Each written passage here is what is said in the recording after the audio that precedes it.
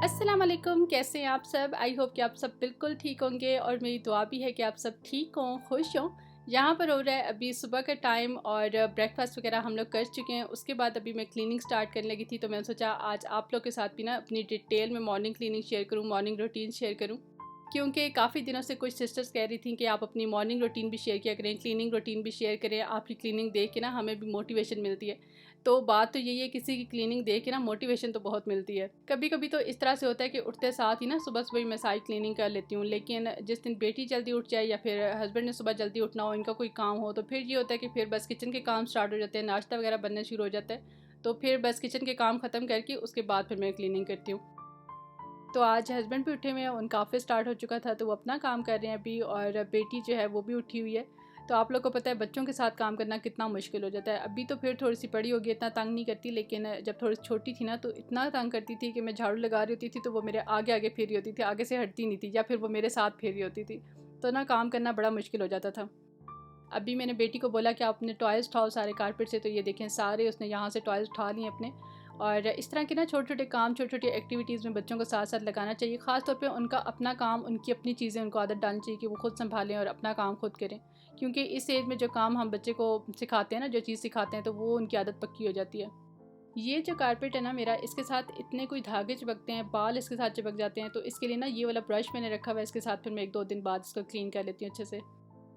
अच्छा, morning cleaning जो है ना ये मैं डेली नहीं करती, एक दिन छोड़ के या फिर कभी कभी 2 दिन छोड़ के करती हूँ, क्योंकि हमारे घर ना गंद डालने वाला सिर्फ ये एक छोटा वाला बच्चा है। और इसको भी बल्कि अब मैंने आदत डाल दिया कि आपने कोई भी रैपर, कोई भी कागज़ वगैरह हो तो आपने जाके ना डस्टबिन में थ्रो करना है। लेकिन इतनी ज़्यादा जो डस्ट आती है ना बाहर से, उसकी वजह से तो आपको हर दूसरे दिन क्लीनिंग करनी ही पड़ती है। पहले मैंने एक मेड रखी हुई थी, लेकिन जब से ये वाला मसला स्टार्ट हुआ ना बीमारी वाला, तो फिर मैंने छुड़वा दिया था। अब तो काफ़ी टाइम हो गया, फिर मैं खुद ही कर रही थी काम। और वैसे भी एक तो अच्छी मेड मिलती नहीं है, और किसी से काम करवाने के लिए भी ना, किसी को अच्छा ट्रेन करने के लिए भी आपको खुद काम आना ज़रूरी है। मतलब जब तक आपको खुद काम नहीं आता ना, तो आप किसी से अच्छा काम करवा भी नहीं सकते। तो ज़रूरी नहीं है कि अगर आप मेड रख लेते हैं तो आपको घर का काम नहीं करना पड़ेगा या घर की केयर नहीं करनी पड़ेगी। जितने अच्छे से आप खुद अपने घर की केयर कर सकते हैं ना, उतने अच्छे से बाहर से कोई बंदा आके आपके घर की केयर नहीं करेगा। तो मेड के साथ भी ना प्रॉपर खड़े होना पड़ता है, एक एक चीज़ उनको बतानी पड़ती है, वरना तो खुद से तो कोई भी नहीं करता।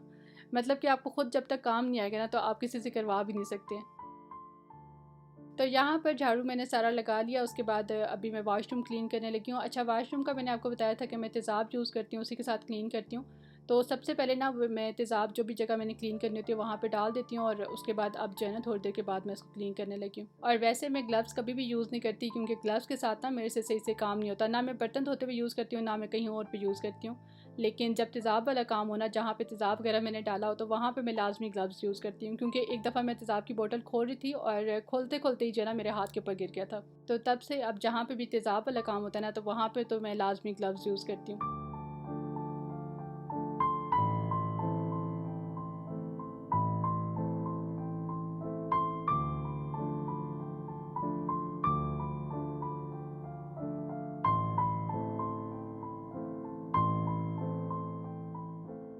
अच्छा, किसी ने ना पूछा था कि आप किस तरह से मैनेज करती हैं सारे काम और बेटी के साथ किस तरह से कर लेती हैं।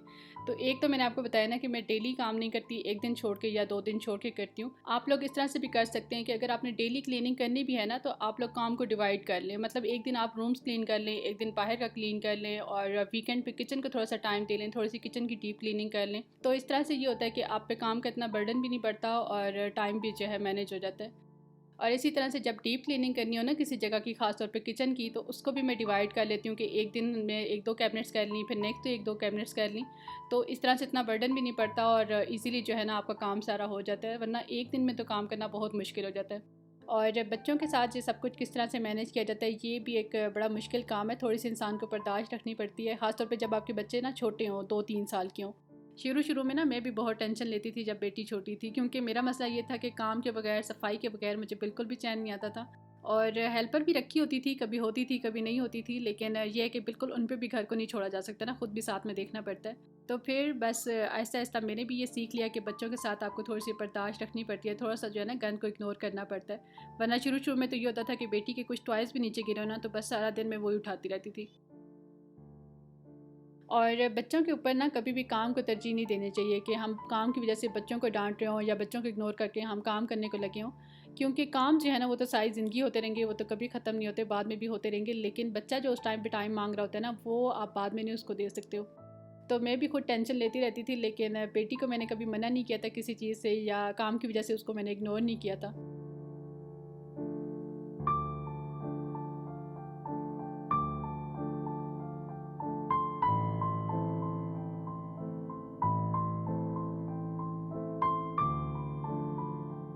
मॉपिंग के लिए ना थोड़ा सा पानी में सर्फ डाल के तो इसको मैं यूज़ करती हूँ, क्योंकि पता नहीं क्यों अजीब से फ़र्श जो है ना वो चिकने चिकने से हो जाते हैं। और जब मैं वॉश कर रही होती हूँ तब भी आपको पता है हमेशा मैं सर्फ डाल के ही वॉश करती हूँ, या इसमें कभी कभी मैं थोड़ी सी ब्लीच ऐड कर देती हूँ, जो कपड़ों वाली ब्लीच होती है, तो उससे ना फ्लोर बड़े मज़े के क्लीन हो जाते हैं और शाइन आ जाती है। और डिटॉल सरफेस क्लीनर जो है वो भी मैं यूज़ करती हूँ, लेकिन एक दफ़ा पहले मैं पूरा इस तरह से लगाती हूँ और एक दफ़ा जो है ना फिर लास्ट में उसके साथ लगा देती हूँ, क्योंकि उसकी वजह से ना पूरे घर में एक स्मेल बड़ी प्यारी सी आ रही होती है। और स्मेल का आपको पता है कि मुझे कितना क्रेज़ है कि हर चीज़ से जो है ना एक अच्छी सी स्मेल आ रही हो।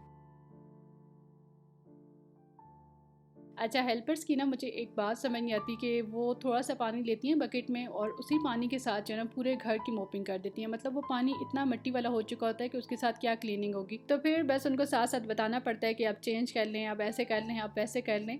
और हालांकि उनको पता होता है सब कुछ, लेकिन फिर भी पता नहीं क्यों वो लोग इस तरह से करती हैं। और 3-4 दिन अगर हम उनको बताते रहेंगे ना और नेक्स्ट डे अगर हम नहीं देखेंगे तो फिर भी वो अपनी मर्ज़ी कर रही होंगी। तो यही बात है कि बाहर का बंदा जो है ना वो आपके घर की कभी भी उस तरह से केयर नहीं कर सकता जिस तरह से आप खुद देखते हैं, जिस तरह से आप खुद केयर करते हैं। तो यही बात है कि जब तक आपको खुद नहीं बताना कि काम किस तरह से करना है, किस तरह से करवाना है, तो जितने मर्ज़ी आप बंदे रख लें, आप किसी से करवा भी नहीं सकते।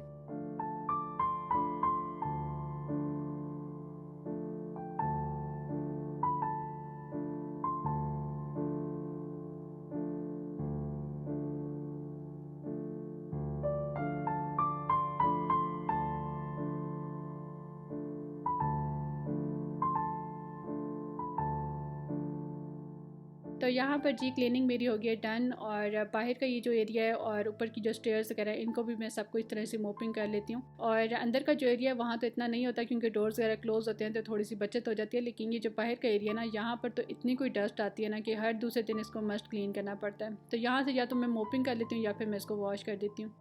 अच्छा, अब लास्ट में जो है ना एक दफ़ा ये मैं आपको बता रही थी कि डिटॉल का सरफेस क्लीनर डाल के और इसके साथ जो है ना एक दफ़ा सारी मोपिंग कर दूँगी जल्दी जल्दी से। और ये अब मैं बैठ के मोपिंग करूँगी, क्योंकि वैसे डेली रूटीन में ना मैं बैठ के मोपिंग करती हूँ, बंदे की अच्छी खासी एक्सरसाइज हो जाती है इससे। तो खैर यहाँ पर मोपिंग हो गई थी सारी। और अब सबसे लास्ट में किचन का जो फ़र्श है इसको भी मैं वॉश कर दूँगी सर्फ़ के साथ ही, क्योंकि कोई और जगह चिकनी हो या ना हो, लेकिन फ़र्श किचन का जो फ़र्श है ना ये तो लाजमी चिकना हुआ होता है, तो ये डेली तकरीबन वॉश होता है और सर्फ़ के साथ ही मैं इसको वॉश करती हूँ। बस अब यहाँ पे सारी चीज़ें जो हैं वो दोबारा से अरेंज कर रही हूँ, और थोड़ी सी डस्टिंग करने वाली थी तो डस्टिंग करनी है अभी, क्योंकि जब झाड़ू लगता है ना तो फिर डस्टिंग आपको साथ में करनी पड़ती है।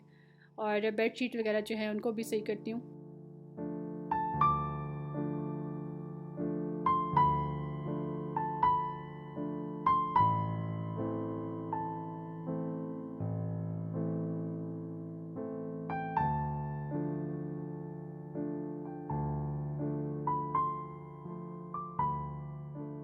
और सबसे लास्ट में मेरा जो फेवरेट काम होता है ना, सारी क्लीनिंग होने के बाद पूरे घर में ये एयर फ्रेशनर में स्प्रे कर देती हूँ, तो इतनी अच्छी सी स्मेल आती है ना।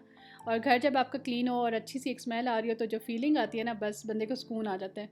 तो आप कोई भी एक अच्छा सा एयर फ्रेशनर रख लें जिसकी आपको स्मेल अच्छी लगती है, और जब भी आप क्लीनिंग करें या वैसे भी सुबह के टाइम पे जो है ना एक दफ़ा पूरे घर में इसको स्प्रे कर दिया करें, तो बड़ी अच्छी सी वाइब आती है घर में। और ख़ासतौर पे बाहर से जब कोई बंदा आता है ना तो उसको बड़ा अच्छा लगता है। वैसे तो अगर हम डेली एयर फ्रेशनर यूज़ करते हैं ना तो ऑटोमेटिकली घर में से एक अच्छी स्मेल आती रहती है, क्योंकि इसकी स्मेल जो है वो सोफ़ा में, कारपेट में, कर्टन्स वगैरह में बैठ जाती है। लेकिन अगर किसी टाइम पे कोई गेस्ट आने वाले हो या पहले से आपको पता है कि अभी कोई गेस्ट आने हैं, तो आप उसी टाइम पे ना अपने घर में एयर फ्रेशनर कर दिया करें या ड्राइंग रूम में कर दिया करें, तो अच्छा लगता है बाहर से कोई बंदा आए और आपके घर में अच्छी सी एक स्मेल आ रही हो। और हमें खुद ना इतनी ज़्यादा इसकी स्मेल फ़ील नहीं होती क्योंकि हम उसके आदी हो जाते हैं, लेकिन बाहर से जो बंदा आता है ना उसको फ़ील हो रहा होता है। ये वाला एयर फ्रेशनर है जो अभी मैं यूज़ कर रही थी, वनीला फ्लेवर का है, और इससे ना पूरे घर में वनीला की स्मेल आ रही होती है। अच्छा, ये एयर फ्रेशनर नहीं है, ये एयर वेस्ट है, लेकिन अब मुझे नहीं पता कि एयर फ्रेशनर में और एयर वेस्ट में क्या फ़र्क है। अगर आप लोग को पता हो तो मुझे कमेंट करके ज़रूर बताइएगा। तो ये असल में मेरे से गलती से आ गया था, है तो एयर फ्रेशनर की तरह ही, उसी तरह इसकी भी स्मेल आती है, लेकिन ये पता नहीं क्यों, ये देखें थोड़ा सा लिक्विड सा है। और आप लोगों ने ना आज मुझे कमेंट करके लाजमी बताना है कि आज की वीडियो आप लोगों को कैसी लगी, और अगर अच्छी लगी है तो लाइक लाजमी कीजिएगा, क्योंकि आप लोग का रिस्पांस मैं देखूंगी। अगर मुझे अच्छा रिस्पांस आया ना तो फिर नेक्स्ट टाइम भी इस तरह की रूटीन्स, इस तरह की वीडियोस में शेयर करूँगी। तो इस व्लॉग को मैं यहीं पे एंड करती हूँ, और आज तो साथ साथ में थोड़ा सा हाउस टूर भी हो गया, जो आप लोग अक्सर मुझे कह देते हैं हाउस टूर दे दें। और ये जो मेरी मनी प्लांट है ना, ये बेचारी बस टूटने वाली है। नीचे से पता नहीं क्यों इसकी जड़ें जो है ना वो गलने शुरू हो गई थी, तो मैं भी वेट कर रही हूँ कि खुद ही ये टूटे तो टूटे, वरना मेरा दिल नहीं कर रहा इसको कटिंग करने का। तो इसको इस टाइम पे इस तरह से जो है ना पूरा एक दफ़ा मैं नहला देती हूँ, क्योंकि इसके ऊपर डस्ट भी काफ़ी आई होती है, और आजकल ना यहाँ से इसके ऊपर धूप भी काफ़ी आ रही होती है। खैर, इस व्लॉग को मैं यहीं पे एंड करती हूँ। आप लोग अपना बहुत सा ख्याल रखिएगा, सबको दुआ में याद रखिएगा, और वीडियो को लाजमी लाइक करके जाइएगा। मैं आप लोग से मिलती हूँ बहुत ही अच्छे वाले नेक्स्ट व्लॉग के साथ। अल्लाह हाफिज़।